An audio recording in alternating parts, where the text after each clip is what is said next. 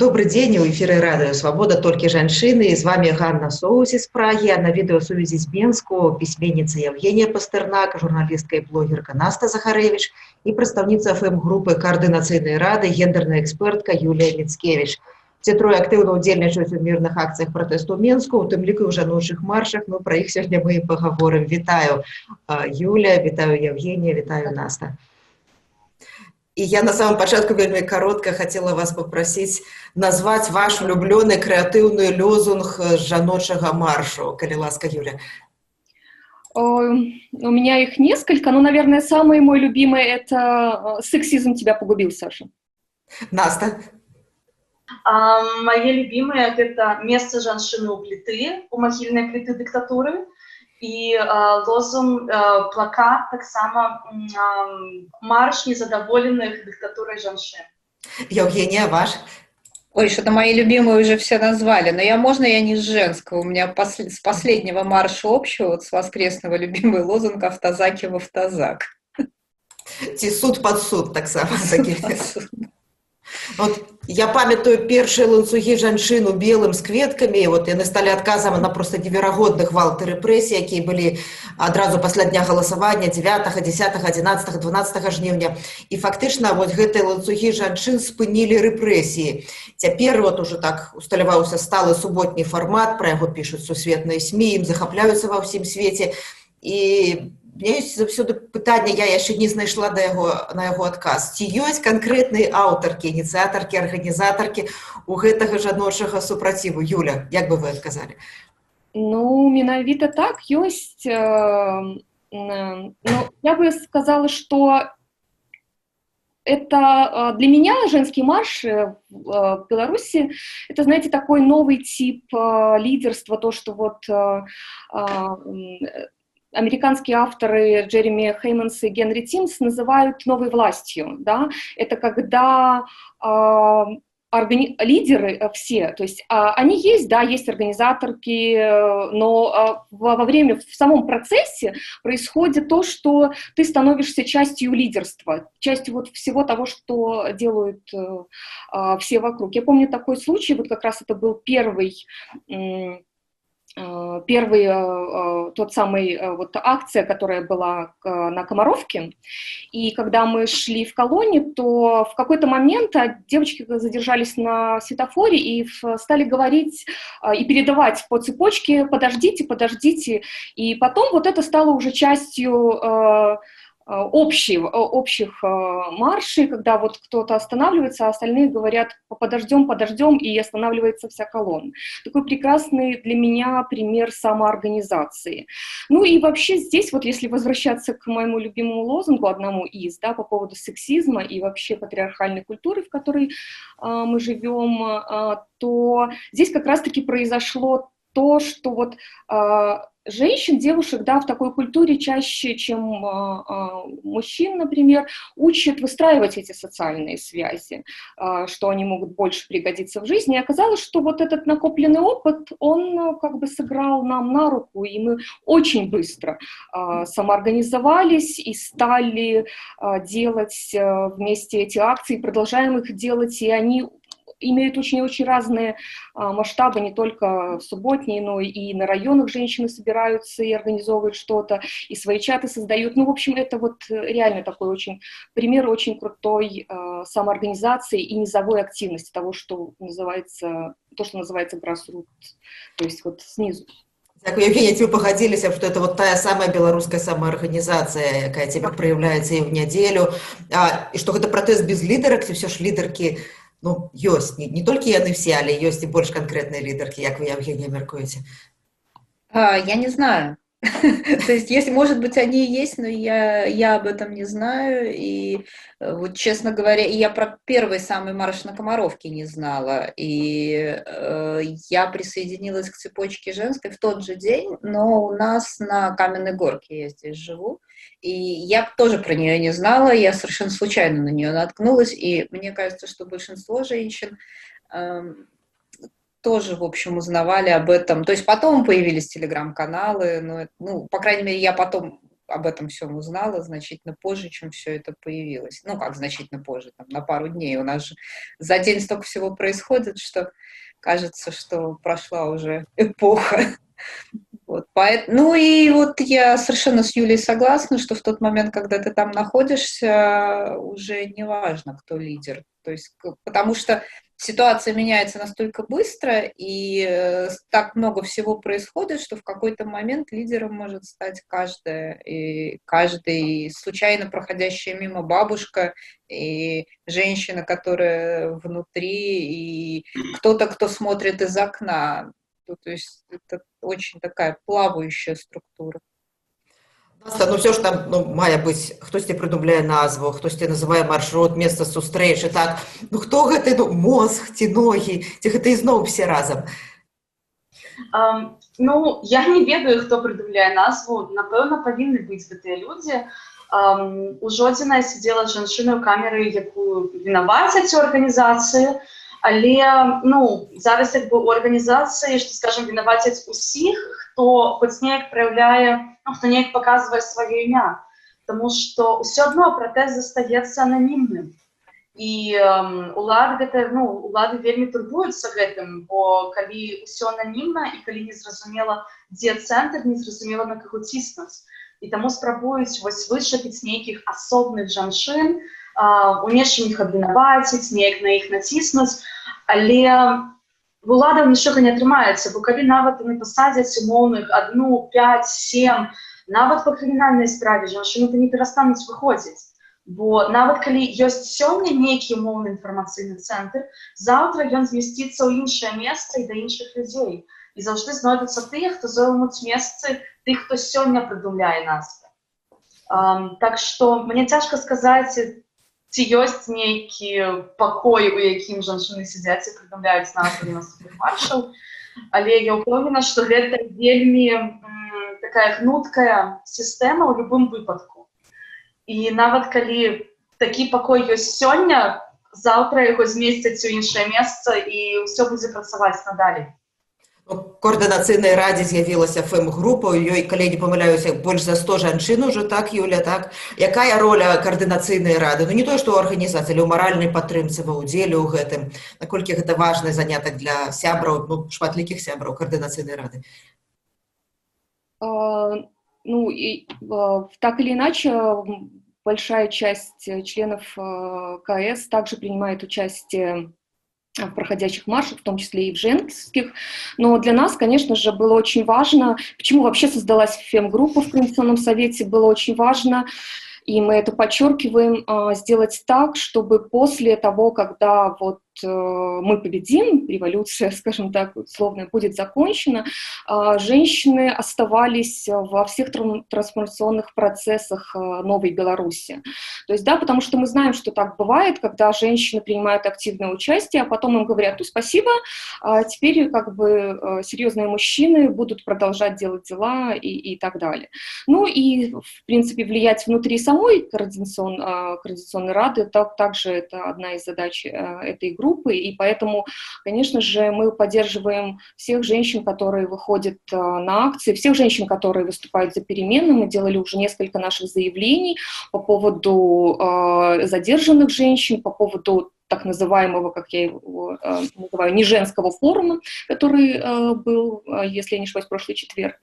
Сейчас у нас происходит процесс формирования нашей группы. Мы запустили пока не так уж массово, но попробовали в нескольких чатах раскинуть объявление о том, что мы ждем женщин, которые являются членами Координационной рады или хотят присоединиться, чтобы они тоже становились частью нашей группы, если у них есть такое желание в этом работать, и есть разные направления нашей работы, это можно все прочитать в нашем телеграм-канале, который мы создали, и да, вот нас пока вот именно такого менеджерского, как я называю, состава не очень много людей, и мы все волонтерки делаем это, вот тоже такой пример того, когда нам важно продолжать и говорить о женщинах, в том числе как о политических субъектах. Юля, а у координаційній раді ці глядзелі вы, якая прапорцыя мужчин, женщин? Там же есть основной состав и есть расширенный. Насчет расширенного ничего не могу сказать, потому что там люди все время добавляются. В основном составе, если я не ошибаюсь, то это было, ну, сейчас он тоже немножко там видоизменился, кто-то вышел, кто-то добавляется новый. Я знаю, что будет в ближайшие дни 4-5 новых членов из расширенного состава в основной. Ну, по-моему, это было 60 на 40, 40 имеется в виду женщин. Процент. Дякую вялікі. Евгенія, з чым у гісторыі сусветнай, у літаратуры сусветнай можна было б параўнаць цяперашні жаночы мірны пратэст? Ён унікальны, але тым не менш нейкія параллели магчымыя, я думаю. Ну, первое, что мне пришло в голову, когда я думала над этим вопросом, это, конечно, «У войны не женское лицо» Алексеевич. Это книга, которая... Ну, вот там, наверное, про всех женщин, да, и про тех, кто выходит на марши, и про тех, кто ездит на провластный форум, то есть это такая многоголосица женских голосов, очень разных, и страшная книга. Вот. А по поводу еще одной, я даже вот ее нашла у себя, Мурлева, автор, книжка называется «Зимняя битва». Я ее очень люблю, это абсолютно подростковая книжка, но я же подростковый писатель, подростковую литературу больше знаю. Я вам сейчас просто аннотацию почитаю, ну так, кусочками. Это антиутопия подростковая. «Зимняя битва» — это битва 4 подростков, совершивших побег из интернатов. Они борются за свободу, проигранную их родителями 15 лет назад. Есть ли у них хоть один шанс ускользнуть от страшных человека-псов, преследующих их? Стоит ли им надеяться на великодушную помощь племени лошадей? Выживут ли они в аренах, проходящих сквозь выведенные в морду? Ну, в общем, битва грандиозная, гимн смелости к свободе. Тут интересно то, что одна из главных героинь — девушка, обладающая уникальным голосом. И она, собственно, она рушит стены диктатуры. Как только она начинает петь, все идут за ней, нация просыпается, и вот все происходит.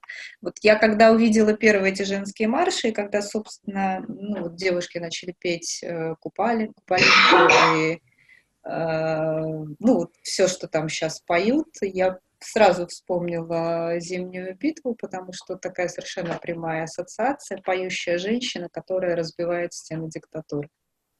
Ну, часам на гэта нават можа быць і не песня, гэта нават можа быць і крык, які таксама выніковы, так, і з якога не так давно паспрабавала ці паздзекавацца, ці пакрытыкаваць прадстаўніца Міністэрства ўнутраных справаў. Але спосабы пратэсту сапраўды могуць быць розныя. Наста, як вы мяркуеце, у чым ёсць перавагі ў жаночага мірнага пратэсту? Мы бачым цяпер, што жанчын таксама б'юць і таксама затрымліваюць, гэта ўжо не перавага ў Беларусі. Ну і чым гэты пратэст больш уразлівы? Мне падаецца, я памятаю самы першы жаночы марш. На ім, безумоўна, галоўнай перавагай было тое, што мы былі як вада, мы разбегаліся, расцякаліся, імгненна мянялі маршрут і проста вельмі ўтамілі амапаўцаў і іншых сілавікоў. І тут, мне здаецца, такі момант, што, праўда, на кожным маршы ёсць нейкія свае моцныя і слабыя бакі. Мы бачылі, што на апошнім жаночым маршы ўжо не было вось гэтай цякучасці, ўжо не было гэтай неулавімасці і вельмі шмат каго затрымалі. Калі я ўсё правільна зразумела з лічбаў, якія я чытала ў падліках удзельніц і затрыманых, дык затрымалі большасць тых, хто выйшлі ў той дзень. І гэта ўжо тое, што на пачатку было моцным бокам, перастала ім быць, мы быццам бы нейкім чынам згубілі гэтую якасць, і цяпер гэта нейкая наша слабіна. Слабым бокам таксама становіцца не на самім маршы, а ў стаўленні да маршаў. Я вельмі шмат бачыла, як пра жаночыя маршы адгукаюцца як пра штосьці несапраўднае, падрыхтоўка да нядзелі. Жанчыны несапраўдныя барацьбіткі, жанчыны проста такія замест мужчын, для падрыхтоўкі мужчын, нешта такое. Але гэта не слабасць самога маршу, гэта асаблівасць мыслення грамадства. І, на шчасце, вельмі шмат змен ёсць у гэтым таксама, таму што ўсё больш людзей адначасова пачынаюць сур'ёзна ўспрымаць і маршы, і жанчын саміх у барацьбе. І мне падаецца, што важна, што гэтыя маршы ёсць, і я спадзяюся, яны будуць надалей. У іх вельмі шмат крэатыву, вельмі шмат нейкай сілы. Я пасля першага марша пісала, што на ім нейкая зусім іншая атмасфера, не такая, як на агульным марше.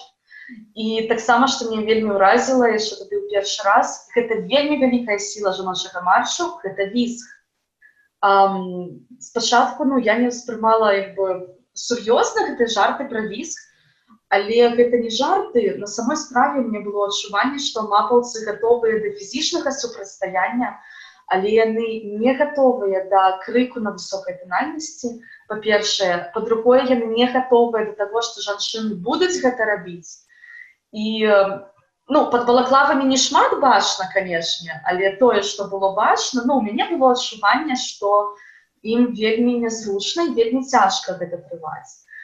І сіла жаночых маршаў у падстройванні, таму што нават той самы такі хамаваты лозунг «Вам ніхто не дасць», адзін з разоў, чаму яго пачалі крычаць, гэта я бачыла на свае вочы, як адзін з людзей у балаклаве падышоў да жанчыны. Жанчыне было на выгляд гадоў 55, можа быць. Яна выглядала па ўзросце як маці гэтага хлопца.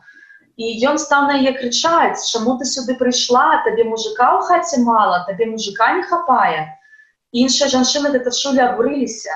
І гэты лозунг «Вам ніхто не дасць», ён быў як адказам на хамства з ягонага боку. І вось гэтая адаптыўнасць, гэтая здольнасць змяняцца і падстройвацца, гэта вельмі-вельмі моцны бок жаночых маршаў і жаночага супраціву ў цэлым. Сапраўды, мы бачым на кожным маршы нешта новае. Цяпер у сацыяльных сетках вельмі шмат абмяркоўваюць вірасныя фота жанчыны, якую затрымліваюць два мапаўца ў чорных балаклавах. Яна паліць, і яна вельмі так грэбліва на іх глядзіць, і прапановвае: «Вазьмі, хочаш, пакуры там». Таксама это выклікае вялікае захапленне ў людзей. Я думаю, што вельмі шмат будзе на кожным маршы, калі будуць працягвацца, новых формаў супраціву, які будуць ставіць супрацоўнікаў АМАПу проста у ступар нейкі, таму што яны не чакаюць такой рэакцыі, як і не чакаюць, што і крычаць жанчыны будуць. Наста казала пра тое, што некаторыя лічаць гэтыя маршы несапраўднымі, но тое, што яны сапраўднымі, сведчыць пра тое, што ўлада пачала іх капіяваць. І прыклад таму гэты на мінулым тыдні так званы жаночы форум на Менск-арэне, дзе былі тысячы жанчын, якія апладзіравалі на загад, прагаворвалі некаторыя лозунгі. Юля, як вы мяркуеце, што рухае ўладай, калі яна вырашае капіраваць такія фарматы, і наколькі шчыры ўдзел гэтых жанчын, і што імі рухае? Тымі жанчынамі, якія там абдымалі, цалавалі Лукашэнку, пытанне, калі чалавек улады блізка, то так бывае.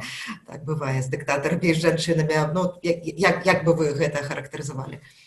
В первую очередь я хочу сказать, что женщины, которые были на этом не женском форуме, они очень разные. Да, мы видели в первых рядах женщин, представляющих руководство провластного Белорусского союза женщин, но я знаю, что, например, там были и те, кого вынуждали туда поехать, например, девушек, которые работают по распределению в регионах, и они писали потом об этом, и, я знаю, рассказывали, что им было очень стыдно, и они не хотели там быть, они даже плакали.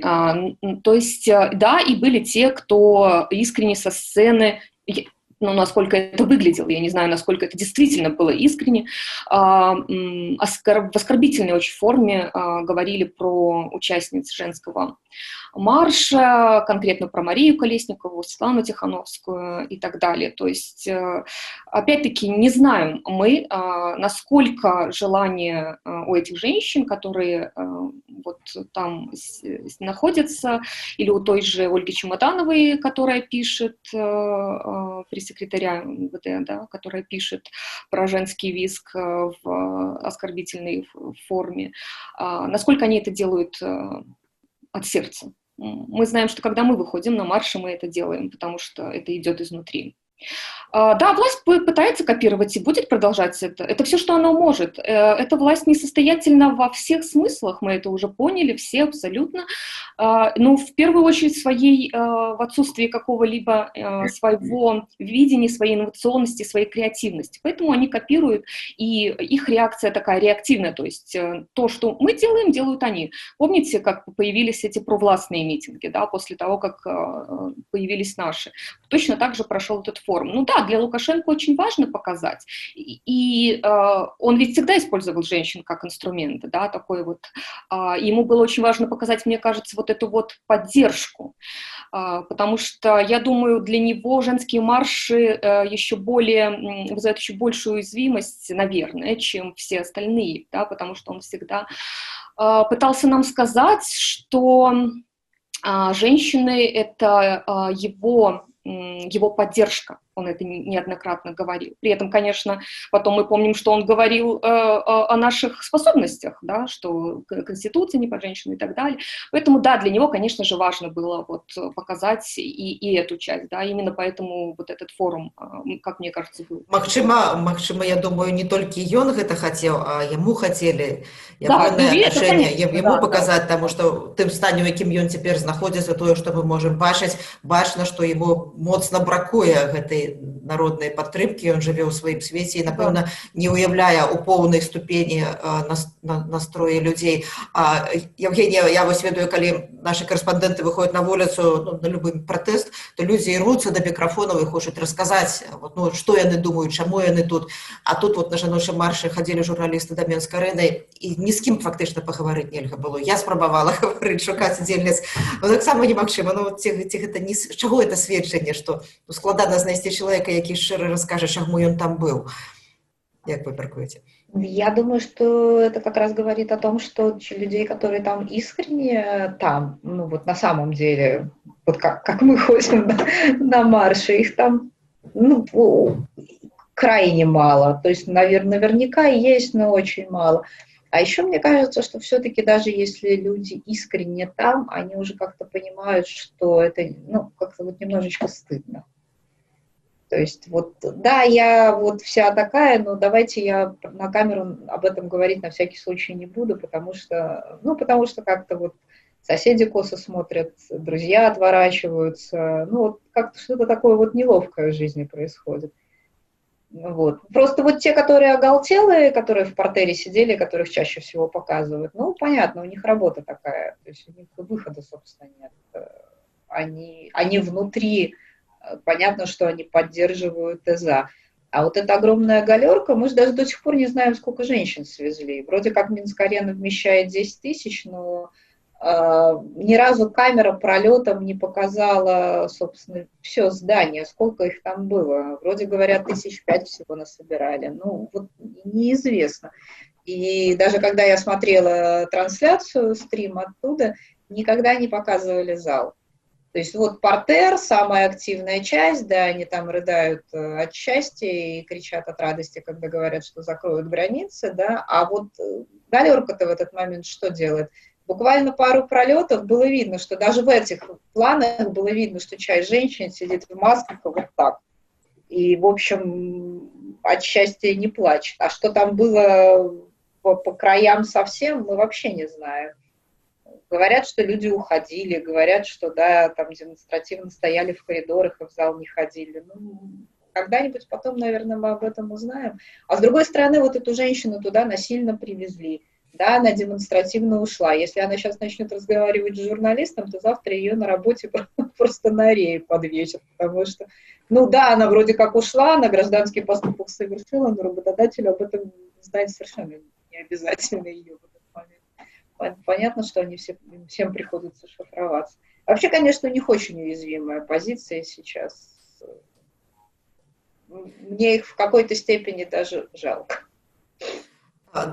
Я памятаю, яшчэ да каранавірусу, да перадвыбарчай кампаніі, бурныя дыскусіі ў Фейсбуку па самых розных гендерных пытаннях, так? Это сапраўдныя спрэчкі, бойкі адбываліся такія. Ці цяпер хаця б якія ідуць дыскусіі паміж жанчынамі, якія на жаночых маршах, якія на мірных пратэстах, і жанчынамі, якія патэнцыйна маглі быць на Менскай-арэне? Ці такія спрэчкі нейкія ідэалагічныя, яны існуюць? Ну, я асабіста на свае вочы спрэчкі бачу толькі ў тым фармаце, што хтосьці ідзе міма марша і называе нас прастытуткамі, гэтай спрэчкай не назавеш. Чалавеку хочацца выказацца на здароўе. Па-мойму, натоўп ужо вельмі пазітыўна ўспрымае ўсе гэтыя абразы і не крыўдзіцца. Што на такое крыўдзіцца? Вось. А што тычыцца агульных нейкіх біялагічных спрэчак, я, напрыклад, перыядычна бачу, як жанчыны з іншых краін спрабуюць вучыць нас, як правільна змагацца. Гэта не нейкі тыпова жаночыя дыскусіі, яны і сярод мужчын такія ж адбываюцца. Калі хтосьці, хто жыве ў іншай краіне і не мае ніякага дачынення да Беларусі, спрабуе, мовна хайпануць на тэме, далучыць сябе неяк да гэтай тэмы, што нам ніякай карысці не прыносіць. Вось, бо чалавек, гэта робіць як бы для сябе толькі. А паміж сабой, мне здаецца, што зараз так шмат салідарнасці і так шмат разумення, што нейкія іншыя спрэчкі трэба пакінуць на іншы час, а вось зараз у нас вайна, у нас вялікая бяда, з якой трэба як можна хутчэй разабрацца і выйсці з яе. Што шмат што сыходзіць проста на другі план, але вельмі добра, мне здаецца, што дагэтуль працягваюць нагадваць і параўноўваць тое, што адбываецца зараз у краіне з хатнім гвалтам. Таму што паводзіны Лукашэнкі – гэта вельмі тыповыя паводзіны аб'юзера. І вось, мы ўсе ўбачылі неістотна, наколькі кароткая спадніца, неістотна, наколькі добра прыгатаваны боршч. Калі ён хоча гвалціць, дык ён выведзе вадамёты на вуліцы і будзе пырскаць, ягоныя падначаленыя, назовем іх так, будуць пырскаць нам у твар газам і перцам.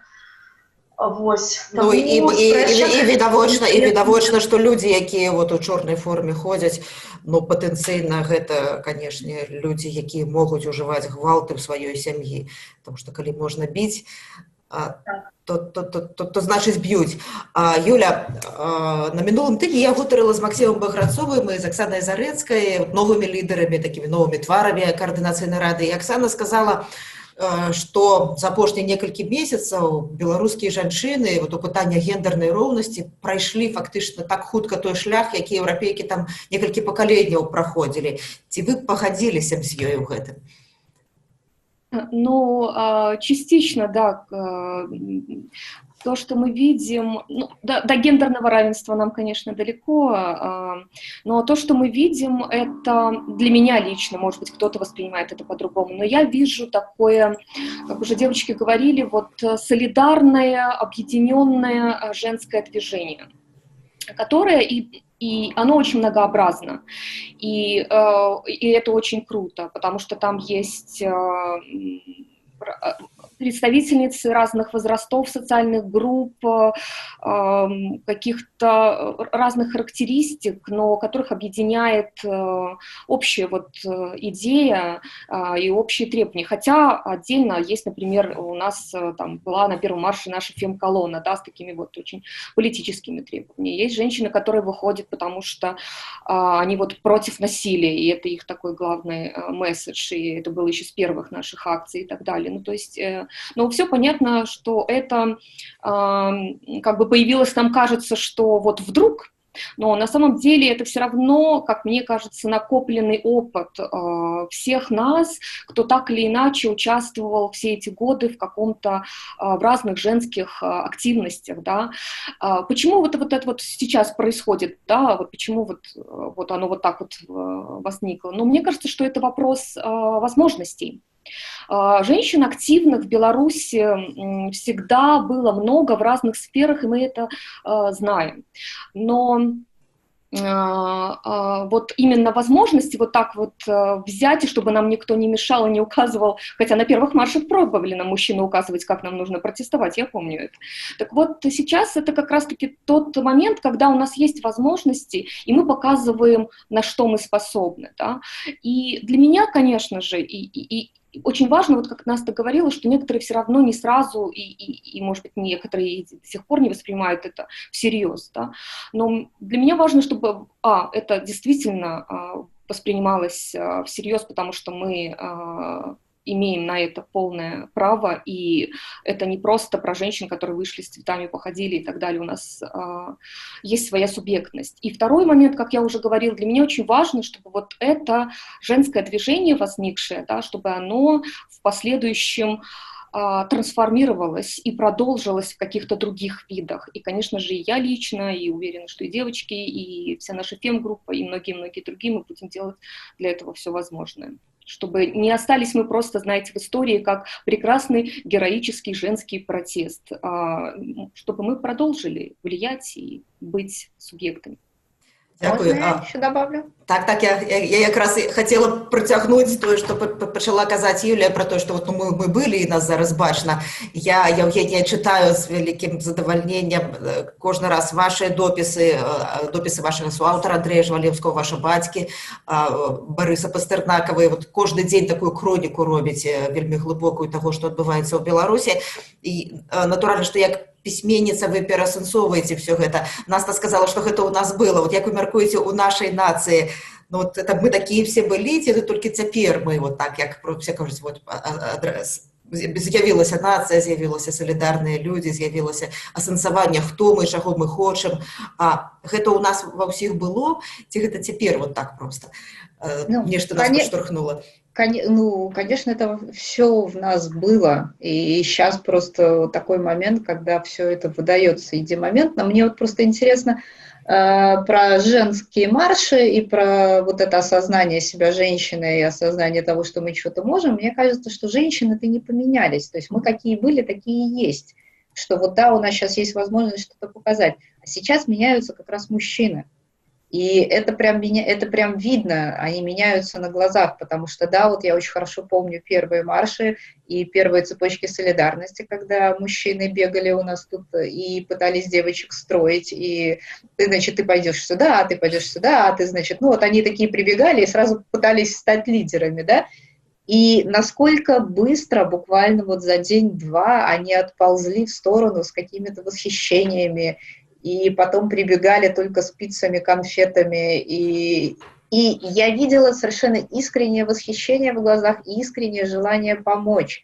То есть вот когда они приходили, и они говорили: девочки, вы нет, мы ни в коем случае не руководить, мы хоть чем-то помочь, ну вот что вы хотите, что вам принести, воды, кофе, чай, там, все, что хотите.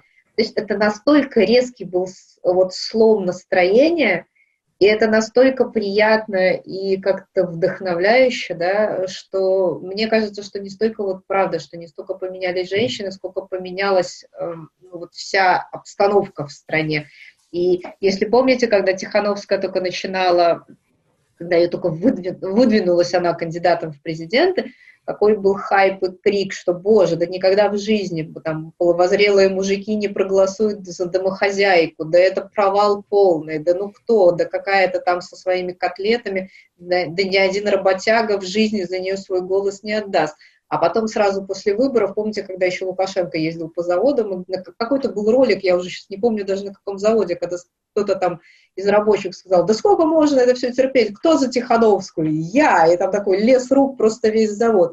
Видите, как здорово все изменилось мгновенно, вот это круто. А еще мне очень интересно, как меняется мужик, потому что опять, язык, потому что есть какие-то, да, гендерные стереотипы, я как раз хотела сказать вот про слово «мужик». Для нас мужик это всегда был, ну вот, знаете, вот там Колесникова порвала паспорт. И я вот прям помню, как я в этот момент хотела написать «Маша, мужик», а потом я поняла, что, а вот все, а вот слово «мужик» перестало быть вот тем, что оно было, да. Маша Колесникова нифига не мужик, Маша Колесникова это Маша Колесникова, то есть ее уже даже и обзовешь мужиком, это уже как-то и вот уже и вроде как унижение.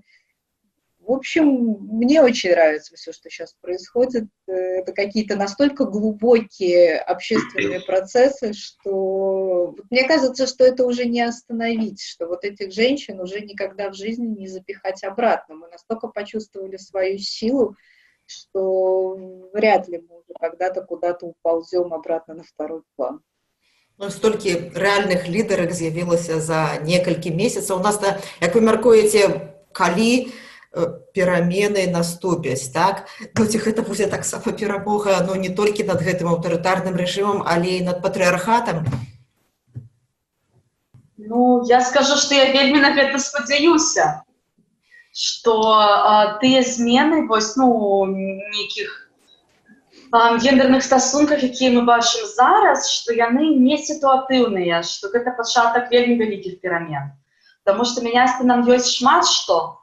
І калі у нас заадно атрымаецца звергнуць і Лукашэнку, і дзяржаўную гэтую паскудную сістэму, і яшчэ і патрыархат, ну, гэта будзе направду страна для жыцця. Мы станем цэнтрам сусветнага прыцягнення.